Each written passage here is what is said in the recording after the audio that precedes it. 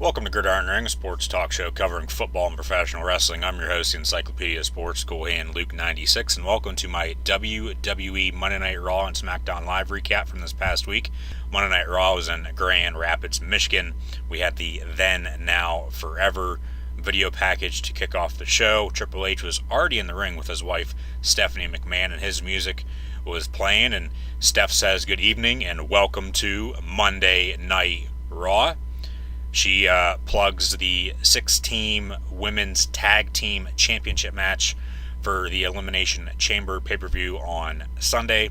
By the way, like, follow, and subscribe on social media if you haven't done so already. Links are in the description below, and I will be live right here on YouTube this upcoming weekend for 2 more Alliance of American Football League games on Saturday. And then on Sunday, I'll catch the tail end of the 2019 Daytona 500 before watching WWE Elimination Chamber and doing live reactions, play-by-play of that. So I hope to see everybody then. Now back to the Raw and SmackDown recap from this past week. As I was saying, Stephanie was plugging the 6 women tag team championship match on Sunday. Triple H then plugged the WWE championship match inside the Elimination Chamber as well on Sunday. Steph also promotes Ronda Rousey. She'll be defending her Raw Women's Championship versus Ruby Riott from the Riott Squad. And if Rowdy Ronda Rousey wins, she'll face the man Becky Lynch at WrestleMania. At least that was the plan, says Triple H. Then a recap from last week from both Monday Night Raw and SmackDown Live when Stephanie suspended Becky on Raw, and then Becky showed up on SmackDown the next night and attacked Triple H. If you did not hear about that or know about that, go check out my Raw and SmackDown recap from last week.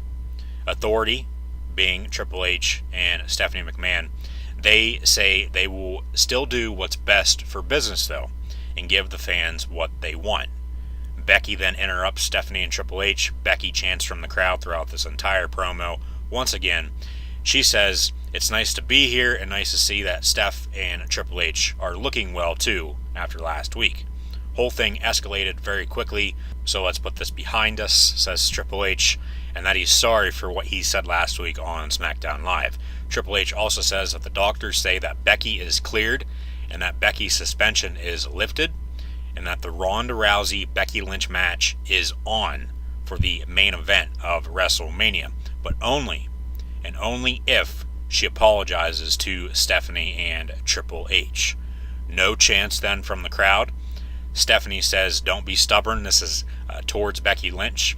Then Becky tells Steph to shut her face and that she doesn't trust her, Triple H, or her old man, referring to Vince, the CEO, the chairman of WWE, and that the McMahon family has been screwing everyone over for decades.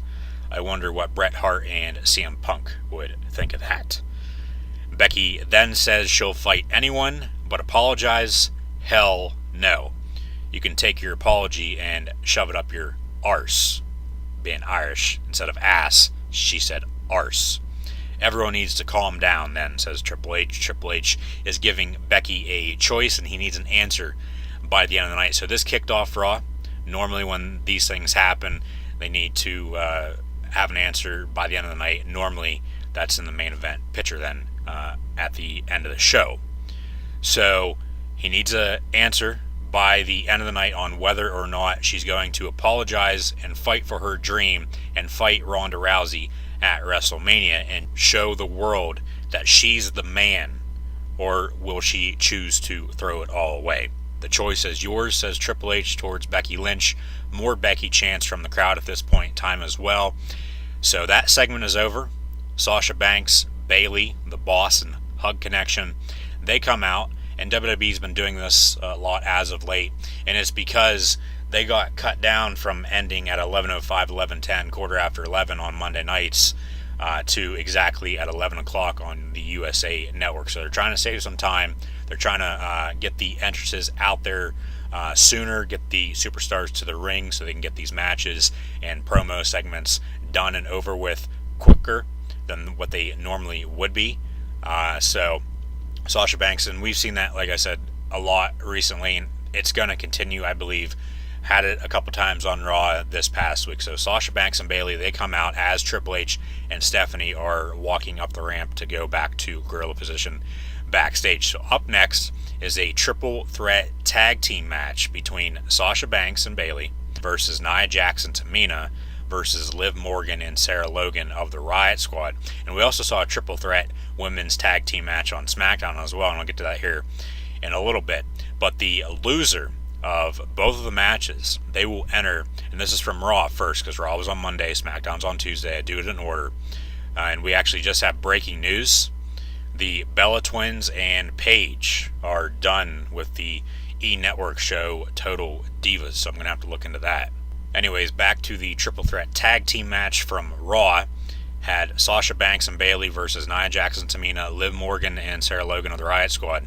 The loser of this one and the SmackDown Live one, like I said, I'll get to that here in a second, they'll enter the Elimination Chamber match first for the Women's Tag Team Championships. The first ever match, I might add, for the Women's Tag Team Championships in the WWE. So losers of Triple Threat and the one from SmackDown, they'll face off first in the Elimination Chamber match on Sunday at Elimination Chamber. So subscribe and then go check out my Elimination Chamber pay-per-view predictions if you haven't done so already. The other teams that the loser of this triple threat match will be facing off first on Sunday. The other teams in that Elimination Chamber match on Sunday are Fire and Desire, Mandy Rose and Sonya Deville, the Iconics, Billie Kay and Peyton Royce, and Carmella and Naomi. And then the other two tag teams that they're facing off versus tonight, well, this past week on Raw, Nia Jax and Liv Morgan and Sarah Logan. So those are your 6 teams that are going to be facing off versus each other on Sunday at Elimination Chamber for the WWE Women's Tag Team titles. So Sasha Banks, she got injured storyline-wise during the beginning of the match, so Bayley, she's on her own. Nia Jax and Tamina then end up winning, though, after a Samoan drop. So Sasha and Bayley, they'll enter the Elimination Chamber match first with the loss. I bet any money, though, that Sasha and Bayley will probably find a way to win and win the first ever Women's Tag Team Championships on Sunday at Elimination Chamber. Speaking of Elimination Chamber and the WWE Network, upcoming events on the network, they're advertising for Elimination Chamber and then WWE Fastlane Sunday, March 10th.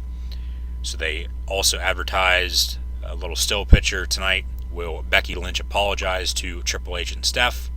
Finn Balor versus Drew McIntyre also advertised for later on the night. But up next, Monday Night Rollins. Then before commercial, Becky Lynch walking backstage. She just had her segment there with Vince, Stephanie, and, well, Vince was backstage. I'll get to him in a minute. She just had her segment with Becky, so a little bit of a spoiler there if you did not watch Raw. Becky just had her segment with Triple H and Stephanie, so she's walking backstage. This is right before commercial break, the first commercial break on Raw this past week. The camera, though, then pans to Elias, who's just sitting there picking on his guitar, and he is up next on Monday Night Raw after the commercial break. When we come back from commercial break, promo for, or actually the first commercial is a promo for SmackDown Live the next night. A gauntlet match between the new Daniel Bryan, the current WWE Champion, AJ Styles, Randy Orton, Samoa Joe, Jeff Hardy, and Mustafa Ali. And the winner of that match, the gauntlet match on SmackDown this week, they will be granted the final entry in the Elimination Chamber match on Sunday, plus McMiz TV for the first time ever with special guests, the Usos. So we come back from commercial break then, finally. It was a long commercial break to kick off the show. Ladies and gentlemen, Elias. He's already in the ring as usual. Hello, I'm Elias. Then, for some unknown reason, they cut to Finn Balor talking to Becky Lynch backstage. I don't know if that was planned or a mistake by someone, because then next they cut back to Elias in the ring. Ladies and gentlemen, Elias. But then advertised Monday Night Rollins before commercial break. That was coming up next. So, ladies and gentlemen, Elias. They then cut to Seth Rollins' video package from the last year, from when he won the gauntlet match last February on Raw. So it seems like it's becoming a trend now, because we had a gauntlet match on SmackDown now then. Gauntlet match last February on Monday Night Raw. One gauntlet match per year, it's looking like, in the WWE, and I'm fine with that. I would love more of them. They're amazing. They're awesome. Don't get me wrong, but ladies and gentlemen, Elias, they're messing with him at this point in time. Seth Rollins' video package from the last year, from him winning the gauntlet match, going through everything he went through in 2018, up until the point he won the Royal Rumble a couple weeks ago out in Phoenix, Arizona. So, as I said, someone definitely playing around with Elias at this point in time. Seth Rollins versus Brock Lesnar, advertised for WrestleMania 35. So, ladies and gentlemen, Elias, once again, hello, I'm Elias, but then he gets interrupted by Lucha House Party, Lince Dorado, Gran Metalik, and Kalisto. Then they go to commercial break. So they're really screwing around with him at this point in time. He's been out in the ring for probably almost 10, 15, 20 minutes by this point. So Elias, he's pissed after we come back from commercial break. Rightfully so. He's telling everyone to stop and listen, and that he's the biggest musical act on the planet. He's mad as well because his album was not nominated for a Grammy Award. The Grammys were the previous night. So Lucha House Party, they say they like entertaining the WWE Universe, but they want to walk with Elias on Monday Night Raw. So Elias says okay, and that he's going to sing. So be sure, if you haven't done so already, to silent your cell phones, hold your applause until the end, and shut your mouths. Well, I mean, don't turn the volume down on this if you're enjoying. Also be sure to hit the little thumbs up button. But also be sure to like, follow, and subscribe to Gridiron Ring and myself, Coolhand Luke 96, on social media. The links are in the description below. So Elias says every time he comes to Grand Rapids, he loses his will to live. Boos from the crowd. Beer City, he needs beer goggles to think anyone is pretty. Thumbs down from the Lucha House Party. Be sure to hit the little thumbs up button though on this video. Kalisto starts playing the guitar. Elias asks if he would like to do a duet, and Kalisto, he wasn't actually that bad playing Elias's guitar, but Elias grabs his other guitar then, that is also in the ring by this point, and smacks Kalisto over the back with it. So that's the end of that segment. Elias gets out of the ring real quick, goes backstage.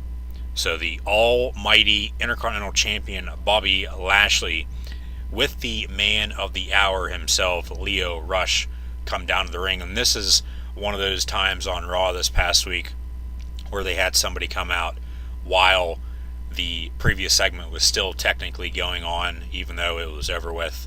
They had them come out a little bit earlier than what they normally would, because normally they'd go to commercial break, or they go to the commentating team with Michael Cole, Corey Graves, and Renee Young, say something, and then have Lashley come out. So Lashley and Lio Rush, they come out. Bobby will be ringside now for the match that is coming up next. So then a promo featuring Fire and Desire plugging the Elimination Chamber pay-per-view, the first ever women's tag team championship match inside the Elimination Chamber on Sunday. So then Finn Balor, Fergal Devitt as I call him, that was his previous name elsewhere, he makes his way down to the ring. Finn Balor versus Lashley and Rush is a 2-on-1 handicap match for the Intercontinental Championship now on Sunday. That is advertised, but that was already announced before Monday Night Raw began this past week. So Finn Balor versus Drew McIntyre. It was an alright match, but Bobby Lashley got involved. Kurt Angle then came out, takes out Lashley and McIntyre. 3 former TNA stars right there in that segment. Who would have thought that in 2019 in the WWE? Sure as hell not me. So Angle comes out, takes out Lashley and McIntyre with some German suplexes. Angle then angle lock on Lio Rush, but Baron Corbin attacks from behind. Then Braun Strowman, the monster among men, comes down to the ring. Also advertised for Elimination Chamber before Raw was Strowman versus Corbin. So a lot of storytelling going on there with this segment with all those superstars. I liked it. I thought it was a very good segment on Raw this past week. the best segment up to this point in time, but we had some better things that went on later on in the show. So we go to commercial, come back from commercial break. What just happened with those 6 competitors ended up leading to a 6-man tag team match between Finn Balor, Kurt Angle, and Braun Strowman versus Drew McIntyre, Bobby Lashley, and Baron Corbin. So as I said, it was Balor, McIntyre, Lashley got involved, Angle, Strowman, and then Corbin. So Lashley pinned Balor, even though Finn Balor's leg was on the rope in this 6-man tag match now. So McIntyre, Lashley, and Corbin win. But then the Dean Ambrose look-alike ref comes down to the ring and says that Finn Balor's leg was on the rope and they will continue the match with a restart. So commercial break once again. This segment with Balor and McIntyre leading into the 6-man tag match, going on for a while now. 6-man tag match gets restarted during the commercial break. Balor and company end up winning then with a coup de grace by Balor, but Balor ends up standing tall on the go home show. So if you stand tall on a go home show before a pay-per-view, we all know what that means. You end up losing. So Finn Balor, he will not win on Sunday versus Bobby Lashley in the 2-on-1 handicap match for the Intercontinental Championship. Also, as I said, be sure to check out my Elimination Chamber pay-per-view predictions. Kevin Owens then, home video. He's at a bowling alley wearing a Cassius Clay Muhammad Ali t-shirt and a Chicago Blackhawks hat, saying that he's been out of action for about 4 months now with a knee injury, but he's got surgery and he's ready to come back. Said he and his family have been watching Monday Night Raw and SmackDown Live, but they haven't enjoyed because it's not the same without him. So the Kevin Owens show will return in about a month, says KO. So Owens will be returning in about a month from now, but he still doesn't know whether he's going to be on Raw or SmackDown. I guess we'll have to find out and see. I bet you any money as well, he'll probably return at Fastlane Sunday, March 10th, or the Raw or SmackDown afterwards to eventually set up a feud for WrestleMania. But man, he looked in great shape. The sky is the limit for Kevin Owens, even though he's already been to the top before. And man, I hope he gets back on top and becomes Universal Champion once again, or WWE Champion for the first time ever. Kevin Owens, literally, other than Samoa Joe, they are the 2 best superstars that the WWE has to offer, in my opinion. So, as I said, Owens looked in great shape. He's lost a lot of weight, it looks like. Showed off his new tattoo as well. So we'll have to see what WWE has planned for Kevin Owens when he does return. Next, we heard Nikki Cross's music, but before her match with Ruby Riott, they cut to Becky Lynch backstage as she was getting interviewed by Charlie Caruso.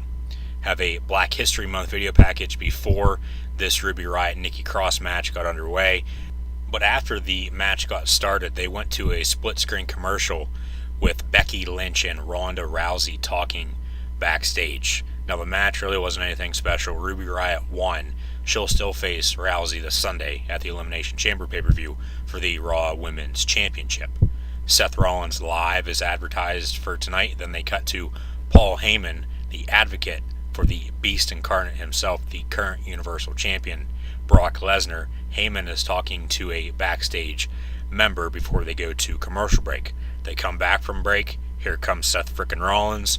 Burn it down chants from the crowd. Rollins goes over the past year up until he won the Royal Rumble a couple weeks ago. Like I said earlier, they showed a video package featuring that as well. Rollins goes over the 6 F5s that he took from the Beast Brock Lesnar the night after the Rumble, and he says, yeah, it hurts, but he took 6 F5s, but he's still here. He is still standing. If I can stand, then I can fight. And if I can fight, then I can stomp, and then I can beat Brock Lesnar at WrestleMania, says the architect himself. And then he goes on saying, if WrestleMania is the last match of my career, ... He got cut off by Paul Heyman as he interrupted. And he said, WrestleMania, surprise for you, the reigning, defending, undisputed Universal Heavyweight Champion, Brock Lesnar. And then he paused. Crowd really got into it, thinking that the Beast was going to be in Grand Rapids on Monday night for Raw. However, that was not the case. Heyman says Brock Lesnar is not here this evening, so he fooled everyone, including myself, but I should have saw that coming. So, surprise, surprise, what's new, Paul? Says Seth Rollins. He says he's here to educate Seth. Do you think your DNA compares to Lesnar's DNA? No, no, no, says Paul Heyman. Lesnar is a beast, a predator, a career killer. Heyman also goes on by saying, if you go into WrestleMania with the mindset that you'll do anything, then that is a task that we call a suicide mission. Fair warning, if you walk into WrestleMania and try to take the Universal Championship from Brock Lesnar, you will sure as hell not walk out, but will be the architect of your own demise. So some strong words by Paul E. Dangerously. Ladies and gentlemen, that's not a prediction, that is a spoiler. So Rollins goes on by saying, you know what, Paul, you're right, but Rollins says he doesn't care. Says Lesnar has held the industry hostage for too long and he will not stand for it anymore. Doesn't care if Mania is a suicide mission or not, because he will sacrifice everything. His body, his heart, and he even went to the length, to the extreme, saying he will even sell his soul to the devil himself, and he will burn in hell if it means Lesnar does not leave WrestleMania 35 the Universal Heavyweight Champion of the world.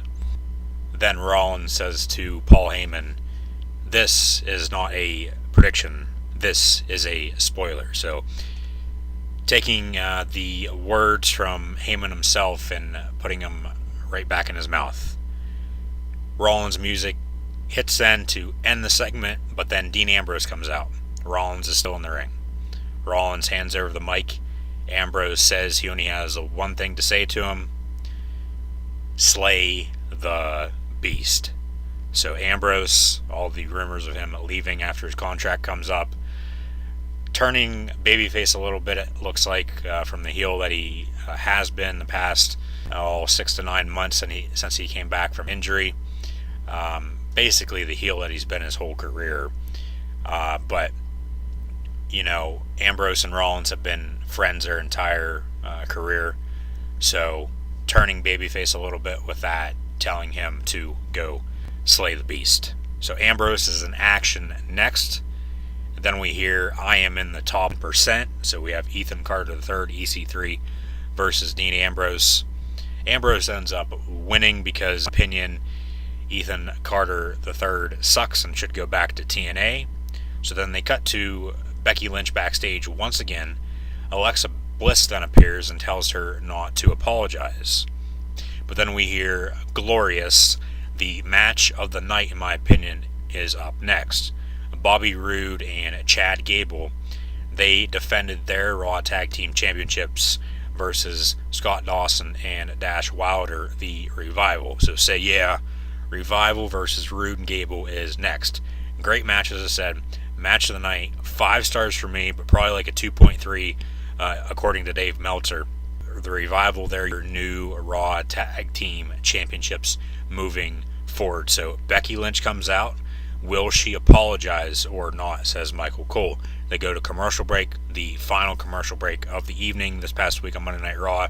They advertise Ric Flair's 70th birthday celebration on Monday Night Raw in Hotlanta, Georgia. So Triple H and Stephanie McMahon come back out to the ring as they were out there with Becky Lynch earlier in the night to kick off the show. Stephanie says she wants cooler heads to prevail, asks Becky if she's going to live out her dream at WrestleMania or not. The choice is hers. The Authority wants all this to work out and says that Becky Ronda could be the greatest match in WrestleMania history. They apologized earlier, so what are you going to do? This is intended towards Becky Lynch. Crowd really getting into it by this point as well. Triple H says, shut them out, meaning the fans. Their opinions don't matter. What do you want? What do you want to do? Becky goes on by saying, I still think that you don't want me in that match. She's been getting advice all night from other superstars, whether she wanted it or not. Yeah, she doesn't trust them. She got angry and attacked both of them last week. And then by this point as well, there were some long pauses in between everything that everyone was saying. So crowd, as I said, really into it during both of these segments with Triple H, Stephanie McMahon, and Becky Lynch to kick off the show and then end Monday Night Raw this past week. So we had some suck it chants from the crowd. Becky then ends up saying that she is sorry. Triple H went for a handshake, caught it on camera, and he was actually stood up. But now that was because Becky turned toward the crowd before she turned back around. But she says, but now since that is out of the way, do we have a deal? Triple H says, we wouldn't want it any other way. And congrats, you're going to WrestleMania to face Rowdy Ronda Rousey. They shake hands. They start walking away. Becky then says, wait, that's it? Congrats, you're going to WrestleMania. Ronda Rousey then comes out. Vince McMahon then comes out and says he agrees with his daughter Stephanie that Becky and Ronda could be one of the greatest WrestleMania main events of all time. He did botch it a little bit, but he still got his point across. But Vince also goes on by saying that he believes Becky thinks she is higher than the WWE and that she has an attitude, a bad attitude, and he doesn't like bad attitudes. Goes for you too, Ronda, says Vince, because Becky and Ronda are both in the ring. Triple H and Stephanie are standing by the steel steps ringside. Vince goes on by saying, you're not the man, I am the man. Becky, you're suspended for 60 days. That is 2 months. Okay? 2 months, 60-day suspension for Becky Lynch because Vince McMahon is not accepting her apology, even though Triple H and Stephanie did. So, as I said, a 60-day suspension.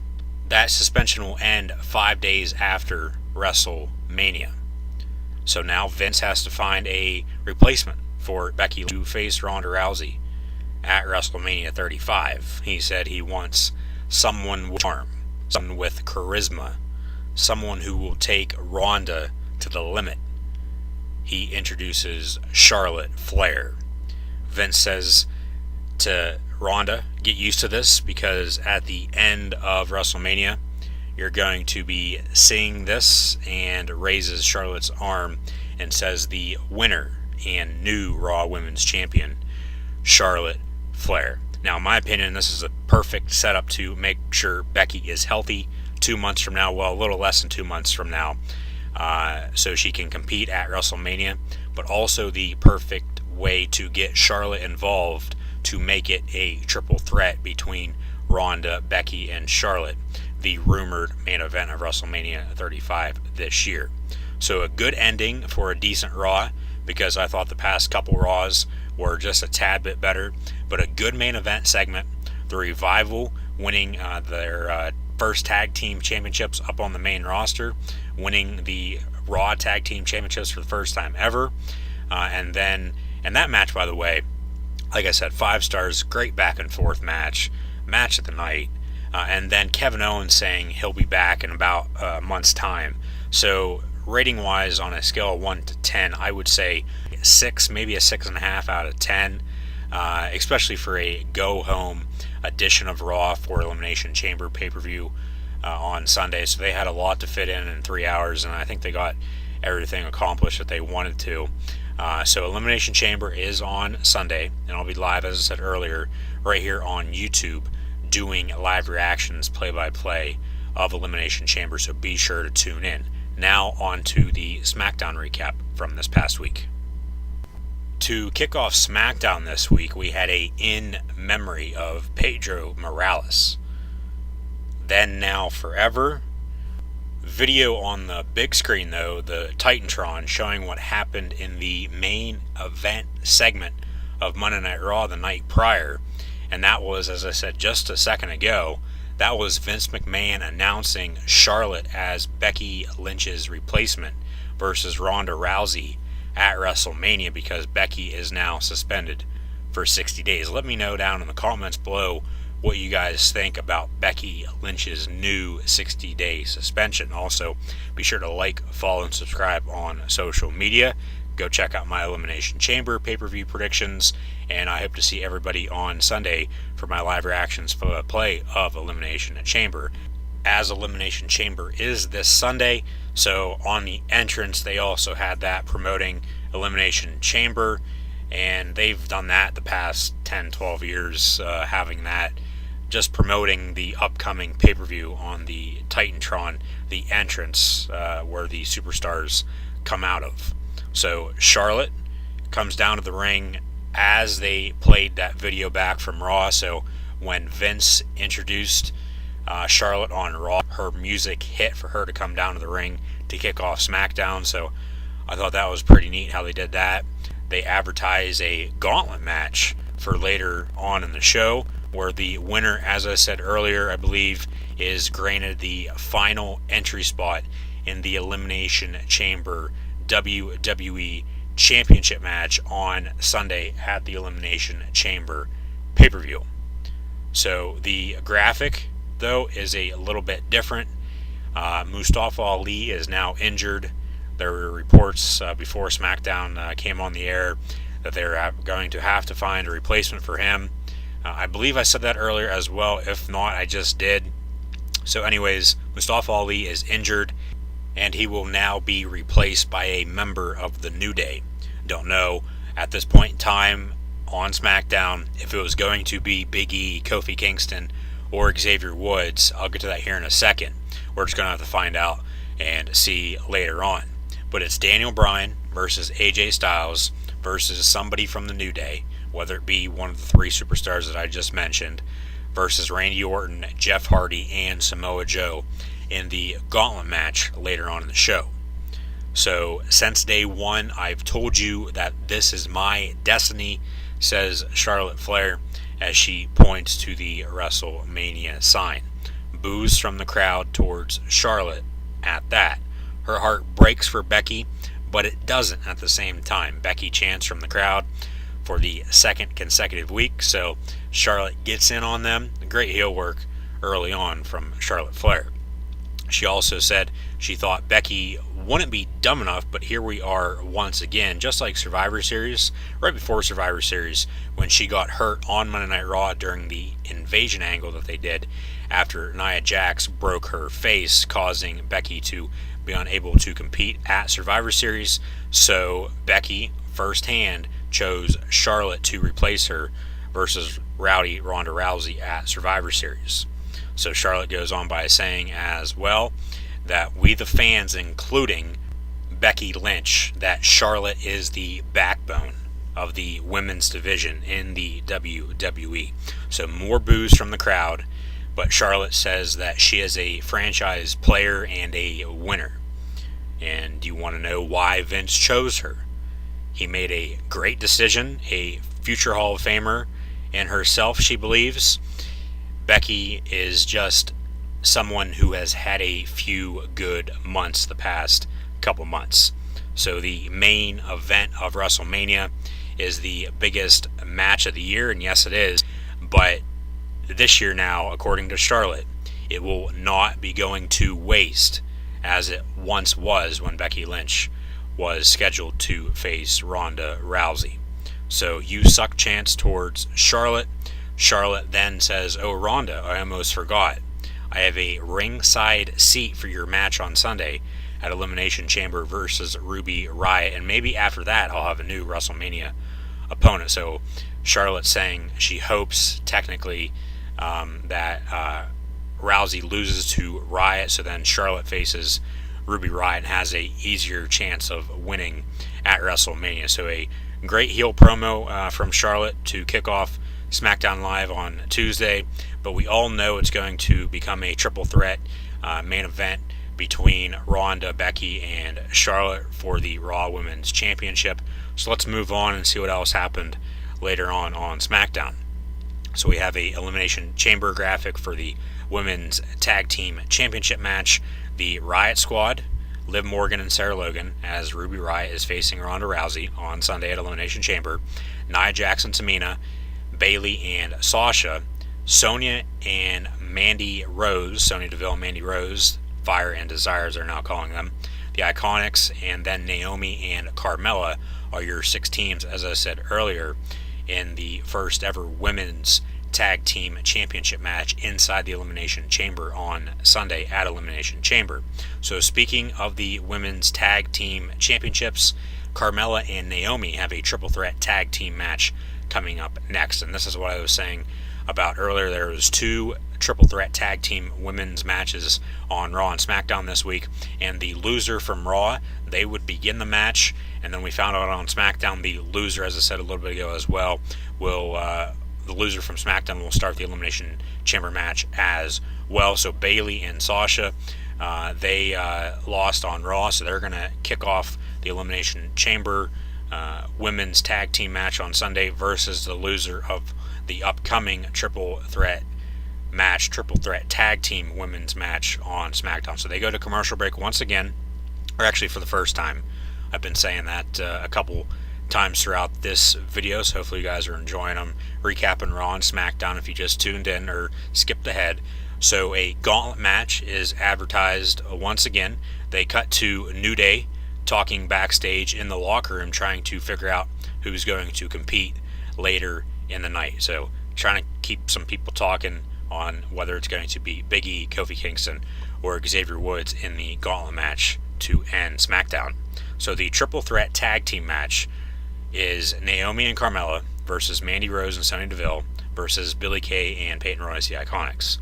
Good back and forth match, I thought, to kick off SmackDown. The first match of SmackDown, there's only 2 because of the hour gauntlet match. I don't know the last time there was only 2 matches on a WWE television show. I'd have to go back and look, or if you guys know, let me know down in the comments. So Carmella and Naomi, they ended up winning. So they pinned Mandy Rose and Sonya Deville.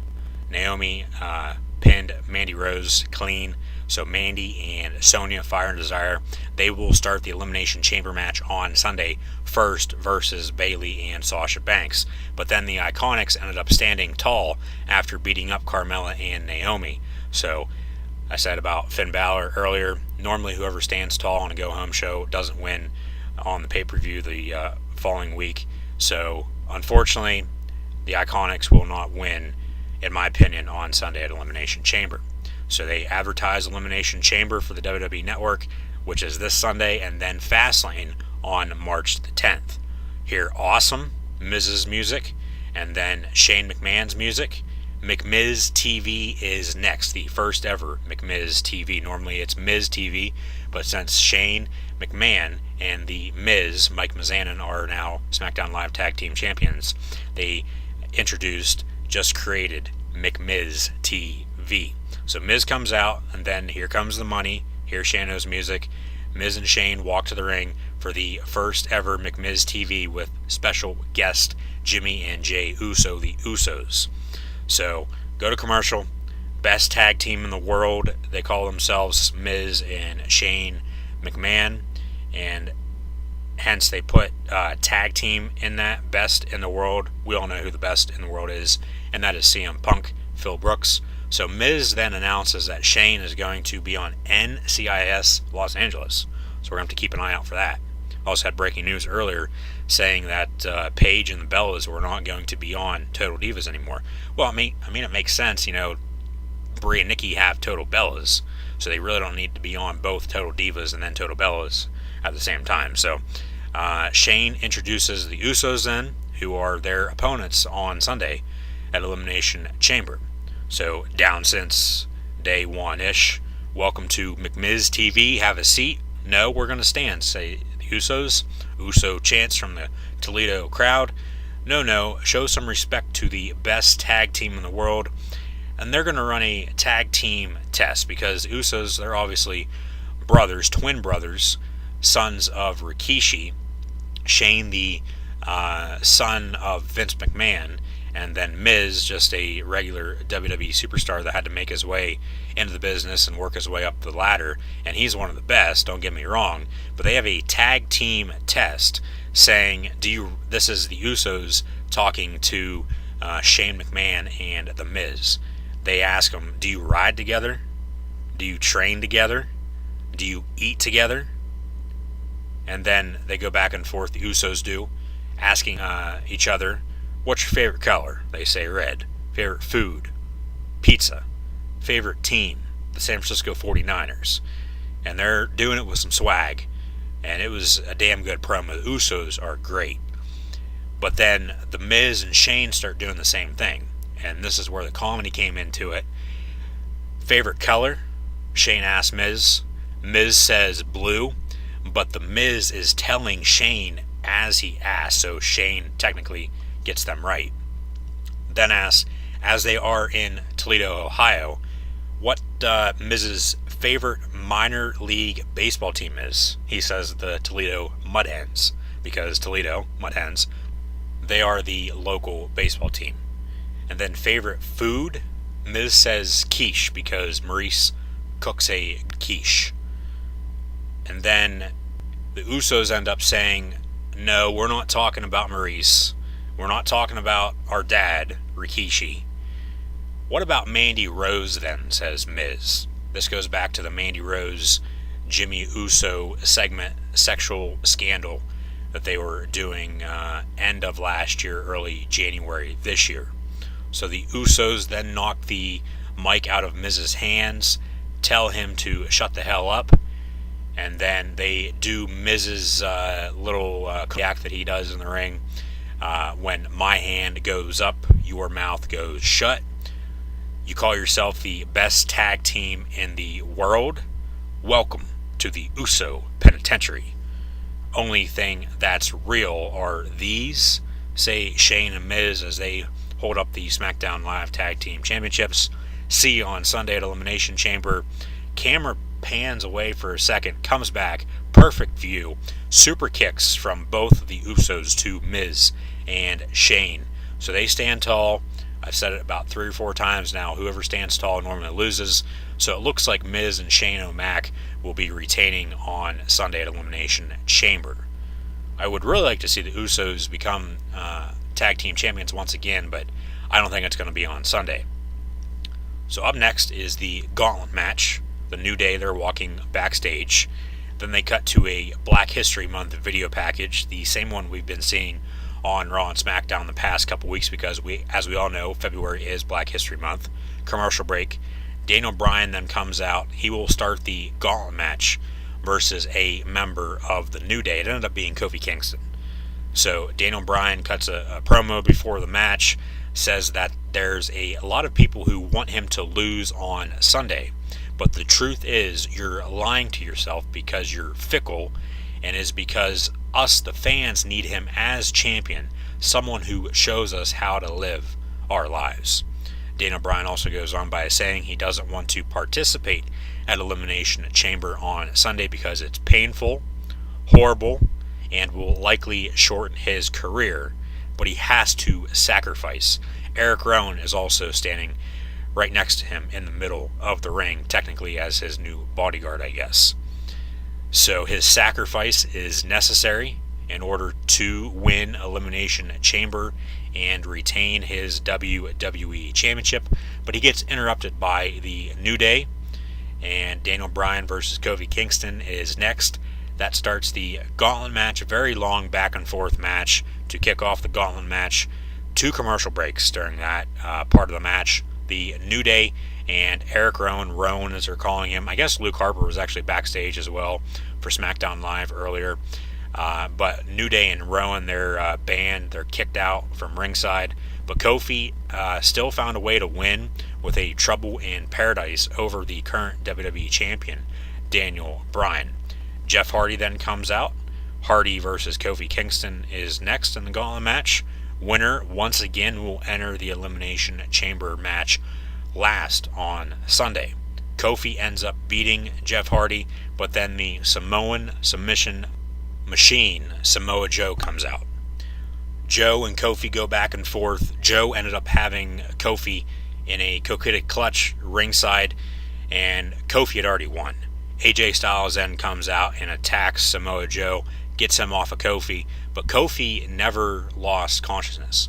He did not fall asleep. He did not go to sleep or anything like that. He was still able to fight. He was still able to continue the match versus AJ Styles. But AJ goes on by saying he doesn't have to do this because after Kofi defeated Joe, Joe had him in that coquetted clutch, like I said, but Kofi did not pass out. So he moves on. Kofi versus AJ is next, and like I said, AJ telling him, he doesn't have to do this, so technically AJ would advance then to face the final competitor, who would be Randy Orton, but Kofi says bring it. He's waited too long, so AJ versus Kofi is next in the gauntlet match. Kofi ends up tapping out to a calf crusher by AJ Styles, but this is after he was in the match for over an hour. What a performance by Kofi Kingston of the New Day in the gauntlet match this past week on SmackDown Live. So Kofi, along with everyone else who was eliminated earlier, will still be in the Elimination Chamber match on Sunday, including AJ Styles and then Randy Orton versus Daniel Bryan for the WWE Championship at Elimination Chamber on Sunday. But then I hear voices in my head, here comes Randy Orton. Camera angle perfect on this as well.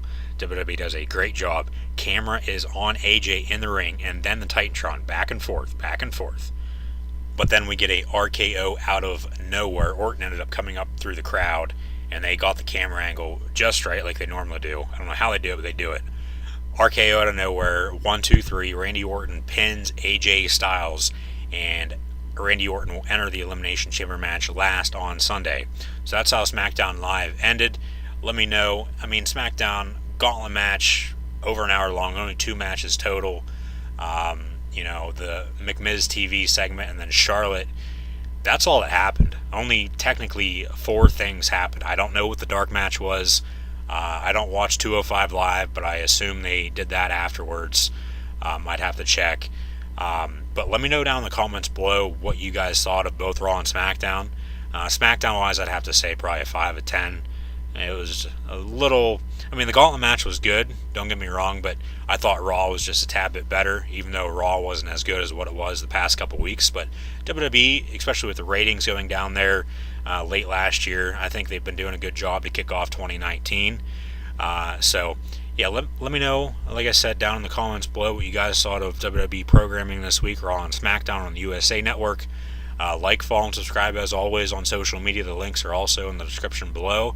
Hit the little thumbs up button, share this on social media, subscribe. Go check out my Elimination Chamber pay-per-view predictions as well. They're also right here on Gridiron Ring's YouTube channel. And then I'll be on YouTube here doing live reactions, play-by-play, on Saturday and Sunday. Saturday, more Alliance American Football.